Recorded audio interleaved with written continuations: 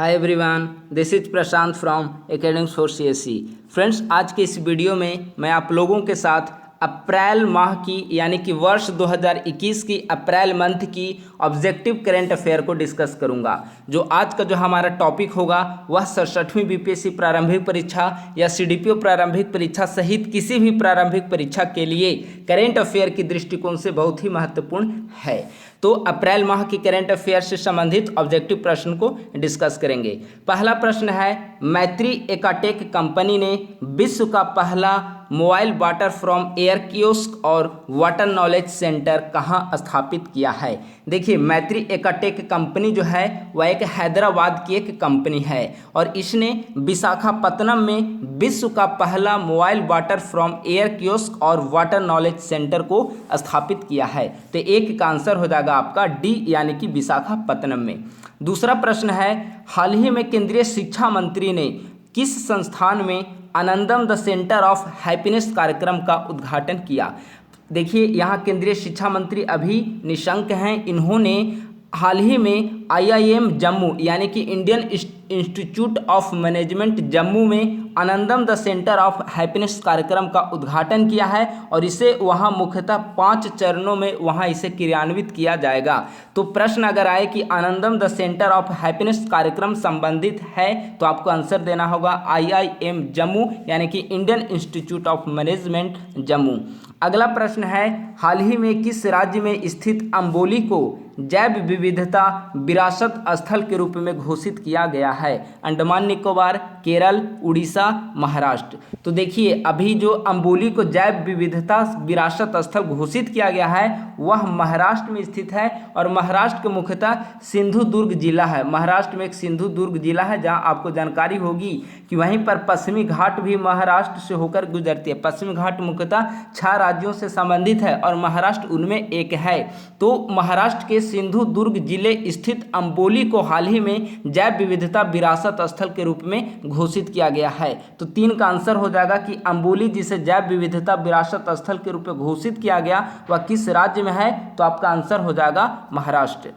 अगला प्रश्न, हाल ही में किस राज्य के राज्यपाल को कलिंग रत्न पुरस्कार 2021 से सम्मानित किया गया। देखिए, कलिंग रत्न जो पुरस्कार है वह बेसिकली साहित्य के क्षेत्र में दिया जाता है, कलिंग रत्न पुरस्कार। तो हाल ही में उपराष्ट्रपति वेंकैया नायडू के द्वारा आंध्र प्रदेश के राज्यपाल जिनका नाम है विश्वभूषण हरिश्चंद्रन, तो आंध्र प्रदेश के राज्यपाल विश्वभूषण हरिश्चंद्रन को 2021 का कलिंग रत्न पुरस्कार साहित्य क्षेत्र में अद्भुत योगदान के लिए प्रदान किया गया है। और किसने प्रदान किया, तो वाइस प्रेसिडेंट यानी कि वेंकैया नायडू के द्वारा प्रदान किया गया। तो 4 का आंसर हो जाएगा बी, यानी कि आंध्र प्रदेश। अगला प्रश्न है, उत्तर प्रदेश के किस नगर निगम को बॉम्बे स्टॉक एक्सचेंज BSE में सूचीबद्ध किया गया है। कानपुर, नोएडा, गाजियाबाद, बस्ती। तो देखिए, उत्तर प्रदेश के मुख्यतः अभी तक 2 ऐसे नगर निगम हैं जिनको BSE के साथ सूचीबद्ध किया गया है। पहला है वहाँ का लखनऊ और दूसरा है गाजियाबाद। तो हाल ही में जिसे बॉम्बे स्टॉक एक्सचेंज में सूचीबद्ध किया गया तो इसका आंसर होगा गाजियाबाद। और अगर उत्तर प्रदेश का यह दूसरा नगर निगम है जिसे बॉम्बे स्टॉक एक्सचेंज से सूचीबद्ध किया गया है।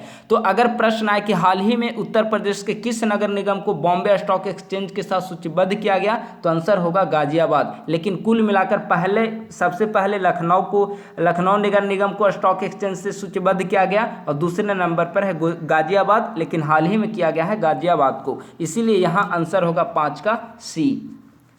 अगला प्रश्न है, अपने राज्य के सभी निवासियों को स्वास्थ्य बीमा प्रदान करने वाला पहला राज्य कौन बना। पंजाब, बंगाल, राजस्थान, केरल। तो देखिए, यह बहुत ही महत्वपूर्ण प्रश्न है क्योंकि हाल ही में राजस्थान ऐसा पहला राज्य बना है जहां के सभी निवासियों को स्वास्थ्य बीमा प्रदान किया जा चुका है। अब प्रश्न है कि आखिर ऐसी कौन सी बीमा है जिसके तहत राजस्थान में सभी नागरिकों को स्वास्थ्य बीमा प्रदान की जा चुकी है। तो इसकी जो स्वास्थ्य बीमा योजना का नाम है वह है चिरंजीवी स्वास्थ्य बीमा योजना। इस वर्ष के बजट में वहां के मुख्यमंत्री अशोक गहलोत के द्वारा चिरंजीवी स्वास्थ्य बीमा योजना लॉन्च की गई थी, जिसके तहत प्रत्येक परिवार को प्रति वर्ष 5 लाख रुपए तक की स्वास्थ्य बीमा प्रदान की जाती है और सभी व्यक्तियों को स्वास्थ्य बीमा प्रदान करने वाला पहला राज्य बना राजस्थान, यानी कि 6 का आंसर हो जाएगा सी। अगला 7वां प्रश्न है, भारत का पहला कृषि आधारित सौर ऊर्जा संयंत्र कहाँ शुरू किया गया है? उत्तर प्रदेश, उत्तराखंड, राजस्थान और केरल। तो इसका आंसर हो जाएगा 7 का आंसर हो जाएगा आपका सी, यानी कि राजस्थान में। आपको जानकारी होगी कि प्रधानमंत्री कुसुम योजना माननीय प्राइम मिनिस्टर के द्वारा शुरू की गई थी और पीएम कुसुम योजना के तहत ही पहला कृषि आधारित सौर ऊर्जा संयंत्र राजस्थान में स्थापित किया गया और राजस्थान में मुख्यतः यह जयपुर जिले में स्थापित किया गया है। तो 7 का आंसर हो जाएगा सी, यानी कि भारत का पहला कृषि आधारित सौर ऊर्जा संयंत्र राजस्थान के जयपुर जिले में पीएम कुसुम योजना के तहत शुरू किया गया। तो 7 का आंसर हो जाएगा आपका सी। अगला 8वां प्रश्न है, किस संस्थान के द्वारा विश्व की पहली सस्ती और लंबे समय तक चलने वाली स्वच्छता उत्पाद ड्यूरोकियो सीरीज का विकास किया गया? सबसे महत्वपूर्ण इसमें है ड्यूरोकियो सीरीज का विकास किसके द्वारा किया गया, जो कि विश्व की पहली सस्ती और लंबे समय तक चलने वाली स्वच्छता उत्पाद है। इसका आंसर हो जाएगा बी, यानी कि IIT हैदराबाद। हाल ही में IIT हैदराबाद ने ड्यूरोकियो सीरीज का विकास किया है, जो कि विश्व की पहली सस्ती और लंबे समय तक चलने वाली स्वच्छता उत्पाद है, यानी कि 8 का आंसर हो जाएगा आपका बी, 8 का बी। 9वां प्रश्न है, एशियन कुश्ती चैंपियनशिप 2021 का आयोजन कहाँ किया गया? एशियन कुश्ती चैंपियनशिप 2021 बहुत ही महत्वपूर्ण प्रश्न है, क्योंकि बीपीएससी अक्सर ऐसे प्रश्न को पूछती है जो स्पोर्ट्स से संबंधित हो। तो एशियन कुश्ती चैंपियनशिप 2021 का आयोजन कहाँ किया गया? तो दोस्तों इसका आंसर हो जाएगा डी, यानी कि कजाकिस्तान में किया गया। और जो आयोजन हुआ वह मुख्यतः 13 से 18 अप्रैल के बीच में हुआ है और यह जो करेंट अफेयर अप्रैल मंथ से ही संबंधित है, इसीलिए अप्रैल के सारे महत्वपूर्ण प्रश्नों को यहाँ शामिल किया गया है। तो 13 से 18 अप्रैल के बीच कजाकिस्तान में एशियन कुश्ती चैंपियनशिप 2021 का आयोजन किया गया। अगर इसमें भारत की रैंकिंग, चूंकि यह एशियन कुश्ती चैंपियनशिप है तो इसमें भारत की रैंकिंग को जानना होगा, तो भारत ने इसमें कुल मिलाकर तीसरा स्थान प्राप्त किया है। और अगर पदक की बात करें तो भारत को कुल 14 पदक प्राप्त हुए हैं। अब प्रश्न है कि भारत तीसरे स्थान पर रहा तो पहले और दूसरे स्थान पर कौन है? तो पहले और दूसरे स्थान पर ईरान और कजाकिस्तान शामिल हैं। अगर दोनों की पदक की बात किया जाए तो दोनों ने 17 पदक को प्राप्त किए हैं और भारत की पदक की बात किया जाए तो भारत को कुल 14 पदक प्राप्त हुए हैं। तो एशियन कुश्ती चैंपियनशिप 2021 का आयोजन कजाकिस्तान में 13 से 18 अप्रैल के बीच में किया गया, जिसमें ईरान एवं कजाकिस्तान को क्रमशः प्रथम और द्वितीय स्थान प्राप्त हुए, जिसने 17 पदक को प्राप्त किया। वहीं भारत तीसरा स्थान पर काबिज रहा, जिसने कुल मिलाकर 14 पदक को प्राप्त किया। तो 9 का आंसर हो जाएगा डी। अगला प्रश्न है 10वां, फीफा वर्ल्ड कप 2022 का आयोजन कहाँ किया जाएगा? यानी कि 2022 में जो फीफा वर्ल्ड कप आयोजित की जाएगी उसका आयोजन कहाँ किया जाएगा? तो दोस्तों 10 का आंसर हो जाएगा बी, यानी कि कतर में। यह पहले ही निर्धारित किया जा चुका है कि वर्ष 2022 का फीफा वर्ल्ड कप कतर में आयोजित किया जाएगा, यानी कि 10 का आंसर हो जाएगा आपका बी। अगला प्रश्न है, किस भारतीय क्रिकेटर की संस्मरण बिलीव रिलीज होने वाली है? बिलीव इसे इंग्लिश में लिखेंगे तो ये होगा बिलीव। तो यह बिलीव जो है वह किस भारतीय क्रिकेटर की संस्मरण है? महेंद्र सिंह धोनी, युवराज सिंह, सुरेश रैना, शिखर धवन। तो जानकारी के लिए बता दूं कि बिलीव जो संस्मरण है वह सुरेश रैना की भारतीय क्रिकेटर जो हैं उनकी एक संस्मरण है और हाल ही में यह रिलीज होने वाली है। सुरेश रैना आप जानते हैं कि भारत के सफल क्रिकेटरों में से एक हैं और वर्ष 2011 ईस्वी में जब अंतर्राष्ट्रीय वर्ल्ड कप भारत ने जीता था तो सुरेश रैना भी उस टीम के हिस्सा थे।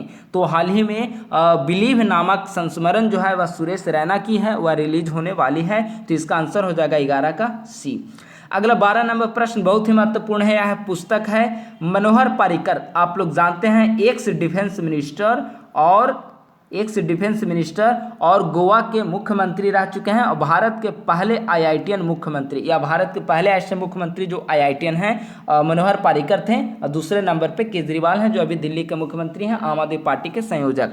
तो प्रश्न है, Manohar Parrikar brilliant mind simple life नामक पुस्तक किसने लिखी है? यह मनोहर पर्रिकर की याद में लिखी गई है। ब्रिलियंट माइंड सिंपल लाइफ नामक पुस्तक किसने लिखी है? तो दोस्तों इसका आंसर हो जाएगा इसका नितिन गोखले, यानी कि 12 का आंसर होगा बी। अब प्रश्न है कि नितिन गोखले कौन हैं? तो साउथ एशिया के यह प्रमुख राजनीतिक विश्लेषक हैं और नितिन गोखले ने ही x defence minister Manohar Parrikar की याद में ब्रिलियंट माइंड सिंपल लाइफ नामक पुस्तक लिखी है। तो 12 का आंसर हो जाएगा बी।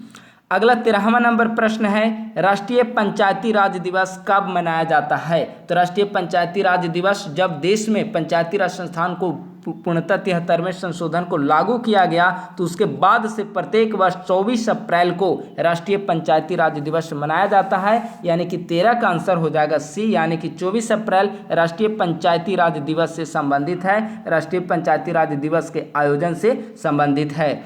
अगला प्रश्न है, विश्व पृथ्वी दिवस 2021 की थीम क्या थी? तो सबसे पहले यह जानना जरूरी है कि आखिर विश्व पृथ्वी दिवस कब मनाया जाता है। तो विश्व पृथ्वी दिवस प्रतिवर्ष 22 अप्रैल को मनाया जाता है। अगर पहली बार की बात करें तो पहली बार वर्ष 1970 ईस्वी में, यानी कि 22 अप्रैल 1970 ईस्वी को पहली बार विश्व पृथ्वी दिवस को मनाया गया था और उसके बाद से प्रतिवर्ष 22 अप्रैल को विश्व पृथ्वी दिवस के रूप में मनाया जाता है। और अगर वर्ष 2021 की बात करें तो वर्ष 2021 में विश्व पृथ्वी दिवस की जो थीम थी वह रीस्टोर आवर अर्थ थी, यानी कि 14 का आंसर होगा कि विश्व पृथ्वी दिवस जो कि 22 अप्रैल 2021 को मनाया गया उसका थीम रीस्टोर आवर अर्थ था, यानी कि 14 का आंसर बी होगा। 15वां नंबर प्रश्न, विश्व स्वास्थ्य संगठन WHO का मुख्यालय कहाँ स्थित है? यह प्रश्न इसीलिए मैंने यहाँ पर लिखा है क्योंकि 7 अप्रैल को विश्व स्वास्थ्य दिवस मनाया जाता है और चूंकि विश्व स्वास्थ्य दिवस विश्व स्वास्थ्य संगठन से संबंधित है, उनके द्वारा ही इसे क्रियान्वित किया गया। तो विश्व स्वास्थ्य संगठन का मुख्यालय कहाँ है? तो इसका आंसर हो जाएगा ए, यानी कि जेनेवा स्विट्जरलैंड में विश्व स्वास्थ्य संगठन का मुख्यालय स्थित है। 16वां नंबर प्रश्न, चांडलर गुड गवर्नेंस सूचकांक, यह आपने पहली बार सुना होगा संभवतः। गुड गवर्नेंस सूचकांक अक्सर न्यूज में रहता है, लेकिन चांडलर गुड गवर्नेंस सूचकांक में भारत का स्थान कौन सा है? तो आगे इस सूचकांक के बारे में मैं थोड़ी जानकारी दे दूं। चांडलर यानी कि CGGI, Chandler good governance index जो है वह Chandler good governance university Singapore के द्वारा निकाला जाता है और इसमें भारत का जो स्थान है वह 49वां रैंक भारत ने इसमें प्राप्त किया है। पहला स्थान की बात करें तो फिनलैंड ने चांडलर गुड गवर्नेंस इंडेक्स में पहला स्थान प्राप्त किया है और भारत का स्थान 49वां है, यानी कि भारत गुड गवर्नेंस इंडेक्स में 49वें स्थान पर काबिज है। और इसका आयोजन, इस इंडेक्स को जारी करने वाला good governance university, Chandler good governance university है जो कि सिंगापुर में स्थित है, इसका मुख्यालय सिंगापुर में है। तो 16 का आंसर हो जाएगा सी, यानी कि भारत का स्थान है 49वां। 17वां नंबर प्रश्न है, ग्लोबल एनर्जी ट्रांजिशन इंडेक्स 2021 में भारत का क्या स्थान है? अब प्रश्न है, इसके बारे में मैं थोड़ा जानकारी दे दूं कि ग्लोबल एनर्जी ट्रांजिशन इंडेक्स क्या है, किसके द्वारा जारी की जाती है। तो ग्लोबल एनर्जी ट्रांजिशन इंडेक्स प्रतिवर्ष वर्ल्ड इकोनॉमी फोरम यानी कि WEF के द्वारा प्रतिवर्ष इसे जारी किया जाता है। और अगर भारत के इसमें रैंकिंग को देखें तो भारत ने इसमें 87वां स्थान को प्राप्त किया है, यानी कि ग्लोबल एनर्जी ट्रांजिशन इंडेक्स जो कि WEF के द्वारा जारी की गई, भारत ने इसमें 87वां स्थान को प्राप्त किया। अब प्रश्न है कि टॉप रैंकर्स में कौन रहे? तो पहला स्थान स्वीडन ने प्राप्त किया, दूसरा स्थान नॉर्वे ने प्राप्त किया, तीसरा स्थान डेनमार्क ने प्राप्त किया है ग्लोबल एनर्जी ट्रांजिशन इंडेक्स 2021 में। तो भारत का स्थान है कुल मिलाकर 87वां, WEF के द्वारा इसे जारी किया गया। अगला प्रश्न है, विश्व प्रेस स्वतंत्रता सूचकांक 2021 में प्रथम स्थान किस राष्ट्र ने प्राप्त किया है? सूचकांक से संबंधित 1 या 2 प्रश्न अक्सर पूछे जाते हैं, इसीलिए मैंने सूचकांक से, स्पॉट से सभी क्षेत्रों को यहाँ पर शामिल किया है। विश्व प्रेस स्वतंत्रता सूचकांक 2021 में भारत का स्थान, तो देखिए सबसे पहले जानकारी के लिए बता दूं कि विश्व प्रेस स्वतंत्रता सूचकांक जो है वह जो इसकी जारी करने वाले, अगर 2021 की रैंकिंग की चर्चा किया जाए तो इसमें नॉर्वे ने पहला स्थान प्राप्त किया है। कुल 180 देश इसमें शामिल थे। भारत का जो स्थान है वह 142/180 है, यानी कि 180 देशों में भारत का स्थान 182वां रहा है विश्व प्रेस स्वतंत्रता सूचकांक में। पहला स्थान पर नॉर्वे, अगर 180वां की बात करें तो अंतिम स्थान पर रहा है इरिट्रिया। इरिट्रिया। ठीक है, तो विश्व प्रेस स्वतंत्रता सूचकांक पहला स्थान नॉर्वे, अंतिम स्थान इरिट्रिया, भारत का स्थान 180 देशों की सूची में 142वां स्थान है। तो 18 हो गया विश्व प्रेस स्वतंत्रता सूचकांक पे पहला स्थान, तो आंसर हो जाएगा सी यानी कि नॉर्वे। अगला प्रश्न, किस राज्य ने कोविड टीकाकरण के लिए सोनू सूद को ब्रांड एम्बेसडर बनाया है? यह मैं सोनू सूद आप लोग किसी भी ये परिचय से मोहताज नहीं है। हाल ही में जिस तरीके से लॉकडाउन को लगाया गया या कोरोना महामारी में अगर सबसे अधिक क्रियाशील एक्टिव कोई अगर एक्टर रहे हैं तो वे सोनू सूद हैं। किस प्रकार से लॉकडाउन के दौरान प्रवासी मजदूरों को घर भेजने की चर्चा हो या फिर ऑक्सीजन की आपूर्ति करना हो या किसी भी कोरोना मरीजों की सहायता, खाद्यान्न उपलब्ध कराना हो, किसी भी प्रकार की सहायता कराना हो कोविड के दौरान, तो सोनू सूद एक एक्टिव एक्टर के रूप में हमारे सामने आए हैं और इसी कारण एक फेमस पर्सनालिटी के रूप में पहले से भी स्थापित है, लेकिन हाल के दिनों में बेहतर तरीके से लोगों के बीच इन्होंने अपनी पहचान और उपस्थिति दर्ज की है। तो हाल ही में पंजाब सरकार के द्वारा अपने कोविड टीकाकरण के लिए सोनू सूद को ब्रांड एम्बेसडर बनाया गया है। यह बहुत ही महत्वपूर्ण प्रश्न है, तो 19 का आंसर हो जाएगा आपका डी यानी कि पंजाब राज्य। 20 नंबर प्रश्न है, भारत के नए मुख्य निर्वाचन आयुक्त किसे बनाया गया? यानी कि भारत के न्यू चीफ इलेक्शन कमिश्नर के रूप में किसे नियुक्त किया गया है? तो इसका आंसर हो जाएगा बी यानी कि सुशील चंद्रा को। अब प्रश्न है, इन्होंने सुशील अरोड़ा का स्थान लिया, यानी कि इनके अभी सुशील चंद्रा को नए सीईसी बनाया गया, चीफ इलेक्शन कमिश्नर बनाया गया और इसके पूर्व सुशील अरोड़ा मुख्य निर्वाचन आयुक्त थे। तो 20 का आंसर हो जाएगा बी।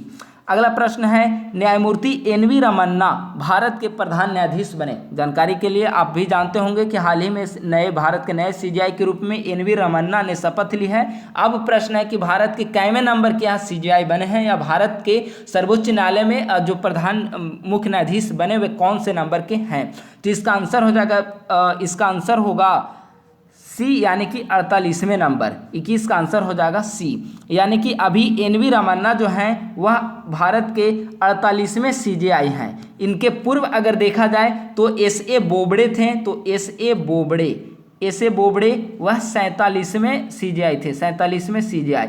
इनके पूर्व 46वें सीजेआई थे रंजन गोगोई, जो कि पूर्वोत्तर के पहले सीजेआई बने थे, जो पूर्वोत्तर राज्य से बिलोंग करते थे। तो महत्वपूर्ण अभी का है कि एन.वी. रमन्ना कैमे नंबर के सीजेआई बने हैं, तो इसका आंसर हो जाएगा सी यानी कि 48वें नंबर। 21 का आंसर सी। अगला 22 नंबर प्रश्न है, फोर्ब्स द्वारा जारी अरबपतियों की सूची में पहले स्थान पर कौन है? यह बहुत ही महत्वपूर्ण प्रश्न है क्योंकि भारत में तो मुकेश अंबानी हैं, लेकिन पूरे अरबपतियों की सूची में विश्व में पहला स्थान किसने प्राप्त किया है? तो विश्व में पहला स्थान प्राप्त करने में जो जेफ बेजोस शामिल हैं, यानी कि 22 का आंसर हो जाएगा ए। अगला 23 नंबर प्रश्न है, आरबीआई के किस पूर्व गवर्नर को ब्रिटानिया का अतिरिक्त निदेशक नियुक्त किया गया? ब्रिटानिया संस्था के बारे में आपको बता दूं कि इसका मुख्यालय बेंगलुरु में है और इसकी स्थापना 1892 ईस्वी में किया गया था। और हाल ही में आरबीआई के जो पूर्व गवर्नर जिसमें उर्जित पटेल शामिल हैं, तो हाल ही में आरबीआई के पूर्व गवर्नर उर्जित पटेल को ब्रिटानिया का अतिरिक्त निदेशक नियुक्त किया गया है। और ब्रिटानिया की स्थापना 1892 ईस्वी में की गई थी और इसका मुख्यालय बेंगलुरु में स्थित है। तो 23 का आंसर हो जाएगा आपका बी। 24 नंबर प्रश्न, किस राज्य ने धावक दूती चंद्र को वीरानी पुरस्कार से सम्मानित किया है? धावक दूती चंद्र जो कि उड़ीसा की रहने वाली है, ठीक है। तो धावक दूती चंद्र जो कि उड़ीसा की रहने वाली है, इसे छत्तीसगढ़ की सरकार ने वीरानी पुरस्कार से सम्मानित किया है, यानी कि 24 का आंसर हो जाएगा डी। अगला प्रश्न, डीआरडीओ के द्वारा विकसित पाइथन 5 क्या है? तो डीआरडीओ के द्वारा पाइथन 5 मिसाइल का विकास किया गया है। तो यह किस प्रकार की मिसाइल है? यहाँ ऑप्शन दिया है, ऑप्शन को आगे मैं डिटेल कर दूं क्योंकि शॉर्ट में मैंने ऑप्शन लिखा है। पहला ऑप्शन है एएएम। एएएम का मतलब है एयर टू एयर मिसाइल, यानी कि हवा से हवा में मार करने वाला मिसाइल। एसएएम यानी कि सरफेस टू एयर, एसएएम यानी कि सरफेस टू एयर। एसएसएम यानी कि सरफेस टू सरफेस। एएसएम यानी कि एयर टू सरफेस। तो डीआरडीओ के द्वारा विकसित किया गया पाइथन 5 मिसाइल। तो पाइथन 5 मिसाइल किस प्रकार की मिसाइल है? तो यह एयर टू एयर मिसाइल है, यानी कि हवा से हवा में मार करने वाली मिसाइल पाइथन 5 का विकास हाल ही में डीआरडीओ के द्वारा किया गया है। तो इसका आंसर हो जाएगा ए, यानी कि 25 का आंसर ए। 26 नंबर प्रश्न है, किस देश ने अपने पहले मंगल रोवर का नाम झुरोंग रखा है? रसिया, अमेरिका, चाइना, फ्रांस। तो झुरोंग जो मंगल रोवर का नाम है वह चाइना के द्वारा रखा गया है। हाल ही में चाइना ने अपने मंगल रोवर को लॉन्च किया जिसका नाम झुरोंग रखा है। अगर वर्ल्ड स्तर की बात करें तो ऐसा करने वाला यह तीसरा देश बना। इसके पूर्व मंगल पर रोबोट रोवर को डालने वाला यूएसएसआर यानी कि सोवियत संघ, यूएसए, उसके बाद तीसरा नंबर पर आ गया चाइना। यानी कि चाइना का जो मंगल रोवर का नाम है वह है झुरोंग, यानी कि 26 का आंसर हो जाएगा आपका सी। 27 नंबर प्रश्न है, प्रोजेक्ट दंतक किस देश से संबंधित है? यह बहुत ही महत्वपूर्ण प्रश्न है। प्रोजेक्ट दंतक तिब्बत, भूटान, श्रीलंका और नेपाल। देखिए, प्रोजेक्ट दंतक जो है वह भूटान में आधारभूत संरचना के लिए, अवसंरचना के विकास के लिए भारत के भूतपूर्व प्राइम मिनिस्टर पीटी नेहरू के द्वारा प्रोजेक्ट दंतक का विकास किया गया था भूटान में, और इसके तहत वहां पर अवसंरचना का विकास किया जाता है। और चूंकि प्रोजेक्ट दंतक का विकास किए अभी 60 साल, इसकी प्रारंभ किए हुए 60 वर्ष पूरे हो चुके हैं। प्लैटिनम जुबली हम मना रहा है प्रोजेक्ट दंतक प्रोजेक्ट, तो यह इसीलिए महत्वपूर्ण है कि प्रोजेक्ट दंतक चूंकि इसके 60 वर्ष पूरे हो गए, भारतीय प्राइम मिनिस्टर नेहरू के समय में भूटान में अवसंरचना के विकास के लिए इसका विकास किया गया था, इसकी नींव रखी गई थी। तो प्रोजेक्ट दंतक किस देश से संबंधित है? तो बी यानी कि भूटान से। भूटान में आधारभूत संरचनाओं के विकास से यह संबंधित है। 27 का आंसर हो गया आपका बी। 28 नंबर प्रश्न है, वरुण युद्धाभ्यास संबंधित है। तो आप लोग जानते हैं कि वरुण युद्धाभ्यास एक नौसैनिक युद्धाभ्यास है, दो देशों की नौसेना के बीच यहाँ आयोजित की गई। तो यही प्रश्न है कि किन दो देशों की नौसेना के बीच वरुण युद्धाभ्यास का आयोजन किया गया? तो इसका आंसर हो जाएगा ए यानी कि भारत फ्रांस। यानी कि भारत और फ्रांस के बीच होने वाला नौसैनिक युद्धाभ्यास का नाम वरुण युद्धाभ्यास है, और हाल ही में इसका जो आयोजन किया गया वह अरब सागर में किया गया है। तो 28 का आंसर हो जाएगा आपका ए। अगला 29 नंबर प्रश्न, 29 मिस कर गया है, 30 नंबर प्रश्न, आरसीईपी व्यापार समझौते को लागू करने वाला पहला देश कौन है? यह बहुत ही महत्वपूर्ण व्यापार समझौता है। इससे संबंधित मेंस का आंसर फॉर्मेट भी हमने आप लोगों के साथ डिस्कस किया है। आरसीईपी जो व्यापार समझौता है वह मुख्यतः आसियान प्लस 6 अन्य देशों के साथ किया जाने वाला एक व्यापार समझौता है। तो यह जो समझौता किया गया है वह आसियान देशों में और मुक्त व्यापार समझौते की तरह यह लागू होता है। तो आरसीईपी समझौता चूंकि भारत ने अपने हितों के कारण, चूंकि हर एक कंट्री का अपना एक इंटरेस्ट होता है और भारत का भी कुछ अपना इंटरेस्ट है, इकोनॉमिक हित हैं, और इसी कारण भारत इस समझौते में शामिल नहीं हुआ था। हालांकि जो सदस्य देश हैं उनके द्वारा भारत पर काफ़ी ज़्यादा फोर्स किया गया था कि आप शामिल हों, क्योंकि भारत एक जनसंख्या की दृष्टि से या मार्केट की दृष्टि से, परचेजिंग पावर की दृष्टि से देखें तो एक बहुत बड़ा कंट्री है। तो आरसीईपी व्यापार समझौता, इसे विशेष कर जानना हो अगर तो मॉडल आंसर जो हमने डिस्कस किया है प्लेलिस्ट में अवेलेबल है, वहां से आप जान सकते हैं। आरसीईपी व्यापार समझौते को लागू करने वाला पहला देश कौन है? तो इसका आंसर हो जाएगा बी यानी कि सिंगापुर, जो कि आसियान का एक मेंबर भी है, और सिंगापुर ने आरसीईपी व्यापार समझौते को लागू किया है और ऐसा करने वाला यह पहला देश है। अगला प्रश्न है, हाल ही में किस देश ने भारत में पहला मेगा फूड पार्क और खाद्य संस्करण इकाई की शुरुआत की है? इजराइल, जापान, इटली और दक्षिणी कोरिया। तो दोस्तों इसका आंसर हो जाएगा सी यानी कि इटली। यानी कि हाल ही में इटली ने भारत में पहला मेगा फूड पार्क और खाद्य संस्करण इकाई की स्थापना की है। इसका जो मुख्य उद्देश्य है दोनों देशों के बीच कृषि के क्षेत्र में सहयोग को बढ़ाना, दोनों देशों के बीच खाद्य संस्करण के क्षेत्र में सहयोग को बढ़ाना, और इसी के उद्देश्य से इटली ने भारत में अपना पहला मेगा फूड पार्क और खाद्य संस्करण इकाई की स्थापना की है। अगला प्रश्न है, हाल ही में रायसीना डायलॉग का कौन सा संस्करण आयोजित किया गया? जो रायसीना डायलॉग है, तो अगर रायसीना डायलॉग की चर्चा किया जाए तो प्रति वर्ष 2016 ईस्वी से इसका आयोजन किया जा रहा है। और इसका आयोजन क्यों किया जाता है? तो इसका आयोजन का जो मुख्य टारगेट है वह भू राजनीतिक और भू आर्थिक हितों को संतुलित करने के लिए विश्व के विभिन्न देशों के साथ भारत के द्वारा रसीना डायलॉग का आयोजन वर्ष 2016 से प्रतिवर्ष आयोजित किया जा रहा है। यानी कि वर्ष 2016 में इसका पहला संस्करण हुआ, तो अभी वर्ष 2021 है, तो कुल मिलाकर इसका छठा संस्करण अभी हाल ही में आयोजित किया गया है। और इसमें जो भारत की जो कूटनीतिक चुनौतियां कौन कौन सी है, भारत की भू रणनीतिक, भू सामरिक, भू आर्थिक चीज़ों के बारे में, भू आर्थिक इम्पोर्टेंस के बारे में इसमें चर्चा की जाती है। और विश्व के विभिन्न देशों के इसमें एम्बेसडर शामिल होते हैं, विदेश मंत्री शामिल होते हैं और अपने व्यापार को अपने विचार को इसमें व्यक्त करते हैं। तो रसीना डायलॉग जो कि विदेश मंत्रालय की एक संगठन के द्वारा, ORF के द्वारा इसका आयोजन किया जाता है और इसका हाल ही में छठे संस्करण का आयोजन किया गया है। तो 32 का आंसर हो जाएगा आपका सी। 33 नंबर प्रश्न है, किस देश ने विश्व का पहला कोविड-19 टीका कोनिवैक-कोव को पंजीकृत किया है? विश्व का पहला कोविड-19 टीका कोनिवैक-कोव को पंजीकृत किया है। तो दोस्तों इसका आंसर हो जाएगा बी, यानी कि रशिया।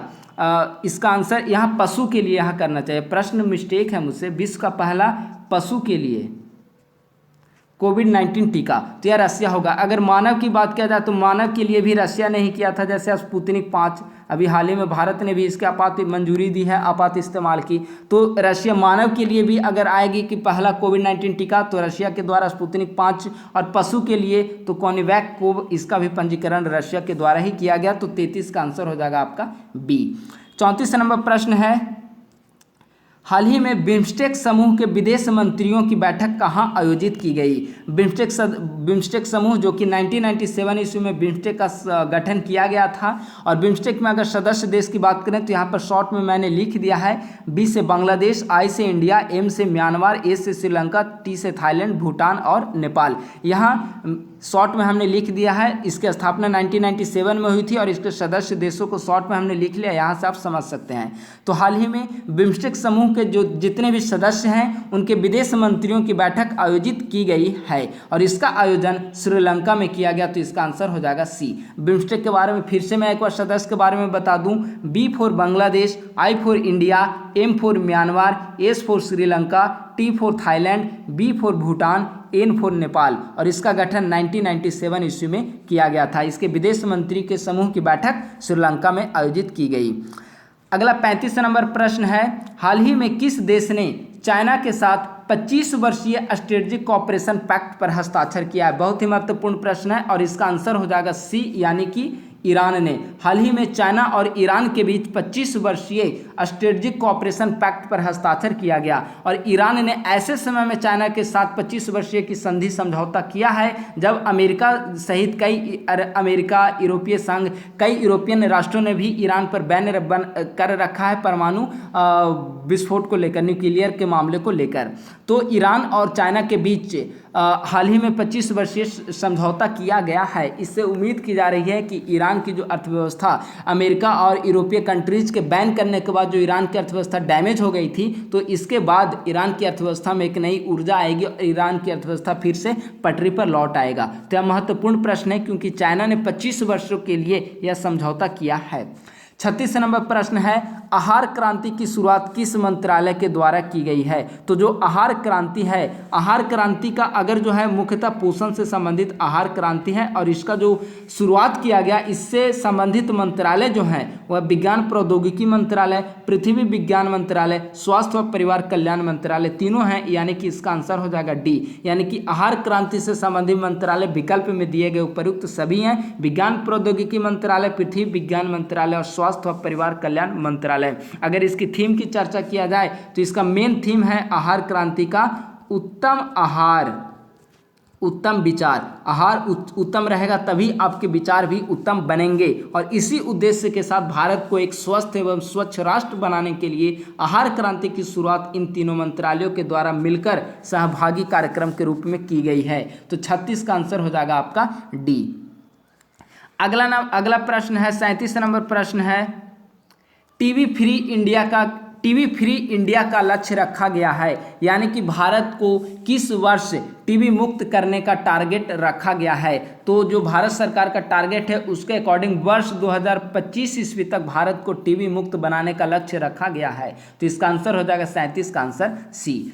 अनामय योजना संबंधित है, बहुत ही महत्वपूर्ण प्रश्न है। अनामय योजना संबंधित है, यानी कि किस मंत्रालय से संबंधित है? स्वास्थ्य मंत्रालय, जनजातीय कल्याण मंत्रालय, उपर्युक्त दोनों मंत्रालय यानी कि ए एंड बी दोनों, और डी जल शक्ति मंत्रालय। तो जो अनामय योजना है वह स्वास्थ्य और जनजातीय कल्याण मंत्रालय दोनों मंत्रालय से संबंधित है, यानी कि इसका आंसर हो जाएगा सी। अगर इसके बारे में मैं थोड़ा बहुत बता दूं अनामय योजना क्या है, तो अनामय योजना जो मुख्यतः है वह जनजातीय जो लोग हैं, जनजातीय लोगों के पोषण व इनके स्वास्थ्य सुधार से संबंधित है। तो चूंकि जनजातीय लोगों से संबंधित है तो जनजातीय कल्याण मंत्रालय से संबंधित हो गया, और जनजातीय लोगों के पोषण और स्वास्थ्य सुधार से संबंधित है, अतः यह स्वास्थ्य मंत्रालय से भी संबंधित है।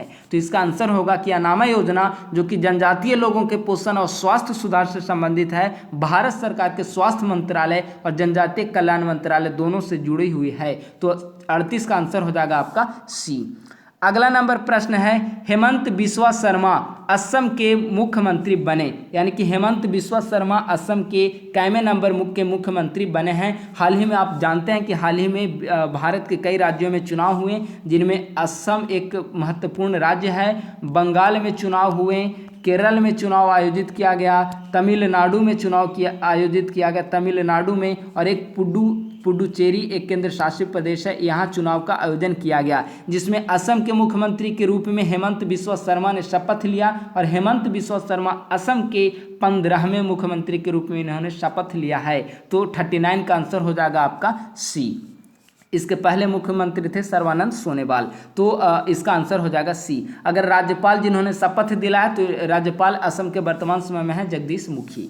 अगला 40 नंबर प्रश्न है, BN श्री कृष्णा समिति का संबंध है, यानी कि BN श्री कृष्णा समिति जो भारत सरकार के द्वारा गठित की गई थी किन क्षेत्रों से संबंधित है? जैव विविधता, पंचायती राज, बैंकिंग सुधार और डाटा सुरक्षा। BN श्री कृष्णा समिति का जो गठन भारत सरकार के द्वारा किया गया है वह डाटा सुरक्षा से संबंधित है, यानी कि 40 का आंसर हो जाएगा डी। और इसी समिति जो इसने सिफारिश की BN श्री कृष्णा समिति ने, इसके आधार पर IT मंत्रालय के द्वारा इससे संबंधित कानून भी पारित किया जा चुका है। तो 40 का आंसर होगा BN श्री कृष्णा समिति संबंधित है, तो डी यानी कि डाटा सुरक्षा। तो इस प्रकार से आज की वीडियो में हमने कुल मिलाकर अप्रैल 2021 अप्रैल मंथ की करेंट अफेयर को हमने डिस्कस किया है। 40 प्रश्न इससे हमने डिस्कस किया है, और 40 में से आपने कितने प्रश्न को सही किया नीचे कमेंट में लिखकर आप लोग जरूर बताएं, ताकि हमें पता चल सके कि आप लोगों की तैयारी किस प्रकार की है आगामी 67वीं BPSC प्रारंभिक परीक्षा, CDPO की प्रारंभिक परीक्षा सहित किसी भी प्रारंभिक परीक्षा के लिए। तो आप लोग कमेंट में अपना नंबर जरूर बताएं। थैंक यू सो मच, बहुत बहुत धन्यवाद। मैं शीघ्र ही नए करेंट अफेयर वीडियो के साथ और नए मेंस आंसर राइटिंग प्रोग्राम के साथ आपके सामने उपस्थित होऊंगा। धन्यवाद, थैंक यू सो मच।